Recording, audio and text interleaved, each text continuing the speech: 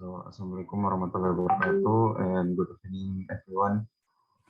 First of all, I would like to thank to orthopedic consultant, Dr. Muhammad Sakti, specialist orthopedic consultant, sport injury, and our orthopedic resident, Dr. Akbar Ghazali, Dr. Muhammad Miftah Farid, and Dr. Ahmad Muhajir, and co-assistant for attending this evening orthopedic co-assistant presentation about Acer Autograph. Our team consists of Nurkana A, Feben Rasmin Koto, Virginia Gastia Lestari, Nadia Leonardi Lawrence, and me, Muhammad Al-Fasah Gifari, Muhammad Zaki Rahmani, and Muhammad Abdul. So thank you for the opportunity for us to present our Acer Autograph reference. The anterior cruciate ligament, or ACL, is the most commonly injured ligament in sport trauma. Next. The ACL is one of two cruciate ligaments that aids in stabilizing the knee joint. ACL is a strong band that originates from the anteromedial aspect of the intercondylar region of tibial plate and extend posteromedial to attack to the lateral femoral condyle. Next.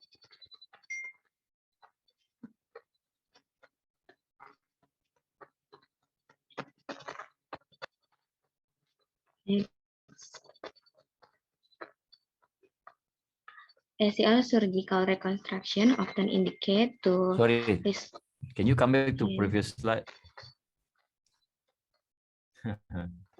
What you mean here, one of two cruciate ligaments? Tapi dok, ACL itu adalah satu dari dua ligamentum cruciatum dok, di mana ligamentum cruciatum terbagi atas anterior cruciatum ligamen dengan posterior cruciate ligamen dokter. Tapi dok. Okay, thank you. Go on. The surgical reconstruction is performed using a variety of graft type, each with its own benefit and disadvantages. Commonly used autograft are bone patellar tendon bone, or BPTB, hamstring tendon, and quadriceps tendon. Next. Graft types based on in search are autograft, allograft, xenograft, and synthetic graft. Autograft is graft derived from the patient own body. Allograft is graft derived from a donor of the same species. Xenograft is a graft derived from a different species. Scientific graft from the synthetic material such as carbon fiber, Dacron, and Gore-Tex. Next. The definition of anterior cruciate ligament is a ligament in the knee that has the main function of stabilizing the knee in preventing the movement of the tibia from shifting forward and controlling the movement during knee rotation. Anterior cruciate ligament rupture is anterior cruciate ligament tissue tear, partial or total, can be caused by direct or indirect trauma. Next.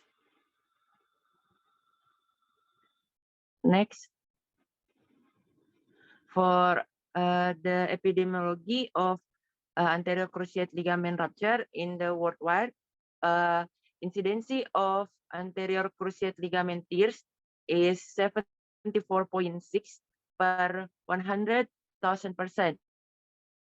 In Indonesia, the exact data regarding the incidence rate is still lacking, and however, the number of anterior cruciate ligament surgery is increased by 42% in 2019 compared to the previous year, and the common cause of anterior cruciate ligament rupture is by sport injury. Next, mechanism of injury. Injury to the ACL is the most common ligament injury suffered. Approximately 2/3 of all ACL injuries of not involve any contact. These injuries are called non-contact injuries. There are two mechanisms of ACL injuries. The first one is non-contact trauma. Non-contact ACL injuries typically involve jumping and landing movement or sharp change in direction at speed. It's common in team sports such as football and basketball player. Upon landing, the knee enter a valgus or knock knee ligament, where the knee is closer to the midline of the body than the ankle. The knee is slightly flexi. The tibia is moving anteriorly with great force, and significant force is exerted on the tibia from landing, compressing the tibia against the femur. The tibia is internally rotated and hip twisted or pivot position at the same time. The second mechanism is contact trauma.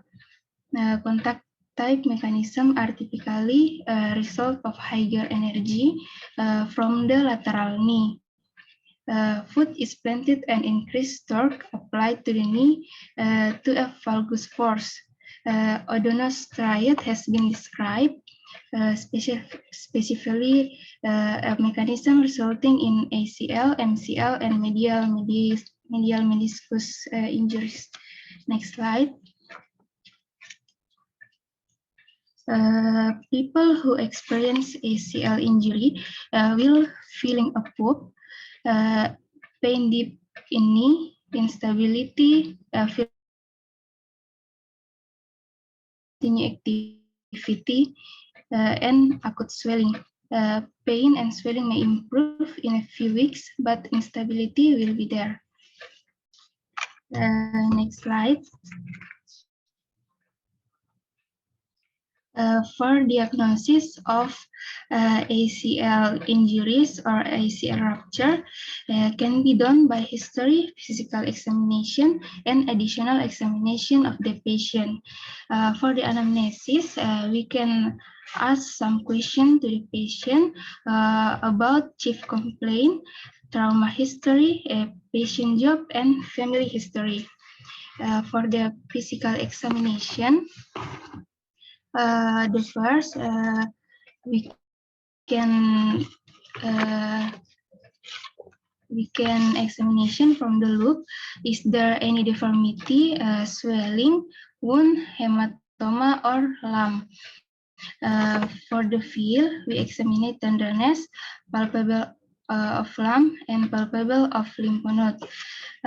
For the movement, we examine active and passive movement. In the case of ACL rupture, mainly check are flexion and extension of the knee joint. For neurovascular distal, we examine sensibility, palpation of dorsalis pedis artery and posterior tibialis artery and capillary refill time. Next slide. The diagnosis with special tests that the first is Lachman test. The examiner bends or flex the patient test leg into 20 to 30 degrees of flexion. After that, the examiner slightly externally rotates the tested legs. The examiner grabs the patient's lower thigh with one hand to stabilize the femur.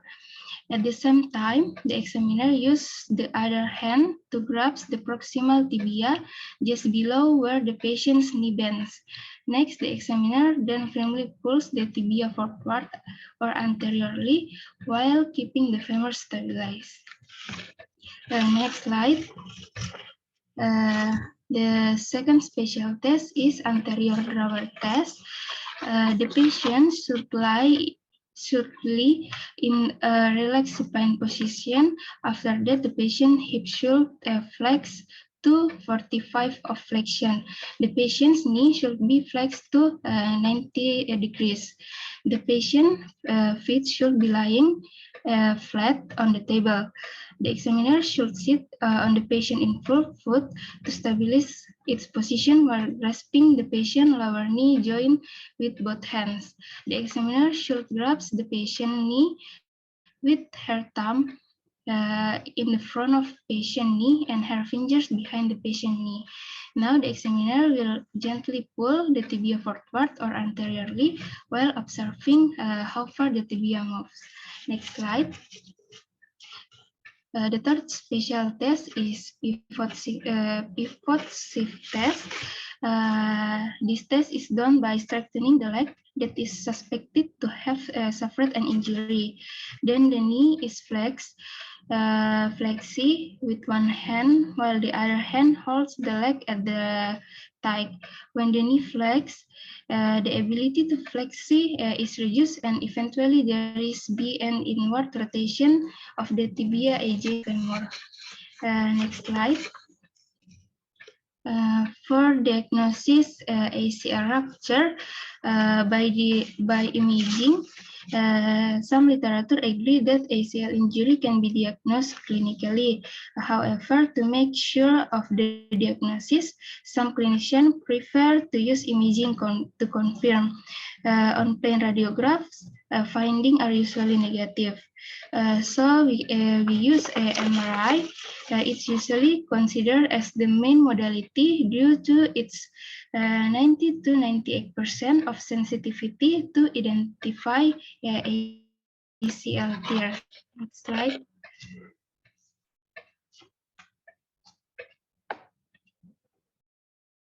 Well, next about the treatment or the management for ACL rupture. So the management of ACL rupture for an acute phase is we can do RICE, that stands for rest, ice, compassion, and also elevation.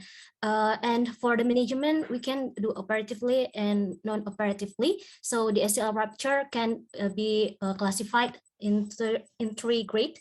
First grade is just a micro rupture, and the second grade is a partial rupture, and the third grade is total rupture. For the first grade, we can do operatively if the patient do not want to be done through operatively, but operatively is still recommended management for ACL rupture. And the operatively is ACL reconstruction that use autograft. We do it by arthroscopy.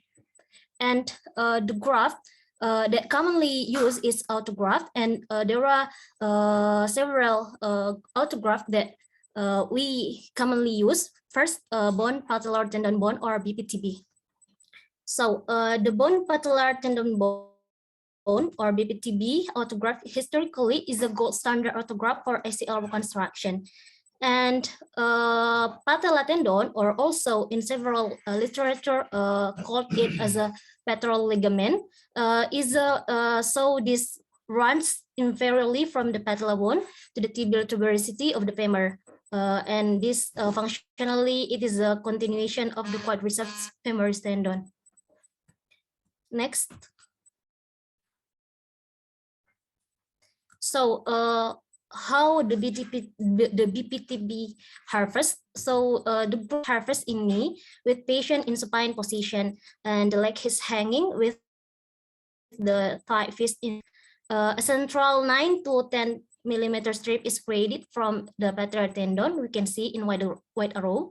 And the next in picture B, at the height of the tibial tuberosity, a 1 centimeter wide calibrated oscillating saw blade is used to create the vertical bone cuts, and a smaller 0.5 centimeter saw blade, black arrow, is used for the distal horizontal cut about 15 to 20 millimeter distal to the tendon insertion to create a bone block of sufficient length. In picture C, a hollow saw with a 9.5 millimeter diameter for creating the tibial tunnel is shown on the right, the black star, and a 9.4 millimeter two-thirds tooth hollow saw used to harvest the patellar bone block is shown on the left. And in the picture D, a cylindrical bone block approximately 15 to 20 millimeter in length is harvested from the patella after insertion of the patellar tendon strip with the tibial bone block into the 9.4 millimeter, the black star. Next. So this is the BPTB autograft advantages and disadvantages. As described or explained before that, bone patellar tendon bone autograft is a gold standard historically, and in many studies show that the long-term results of BPTB autograft at about 17 until 20 years, 83% of patients having stable, normal, or near normal functions, and 1.6% of patients needed revision, ACL reconstruction. And also, this BPTB autograft has similar biomechanical properties to ACLS. And this BPTB has high strength and stiffness. And also this autograft, consistency of the size of the graft. And this autograft is easy to harvest that we explained before. And also this graft can be secured very well in the canal by interference screws. And how about the disadvantage of this graft? So the disadvantage of this graft is in donor side. So there are several complications that can happen in donor side, include patellar tendon rupture, patellar or tibial fracture, quadriceps weakness because of grafting, and also loss of full extension. And also several studies have shown that this BPTB autograft can make in future. And also this autograft is contraindicated for patients that use knee in their daily life, in their profession, because this BPTB autograft difficulty in kneeling and numbness due to injury to the infrapatellar branch of Savanas nerve. And also a study show that athletes with BPTB may take longer than athletes with hamstring autograft, complete post-operative rehabilitation, recover quadriceps strength, and meet RPS criteria.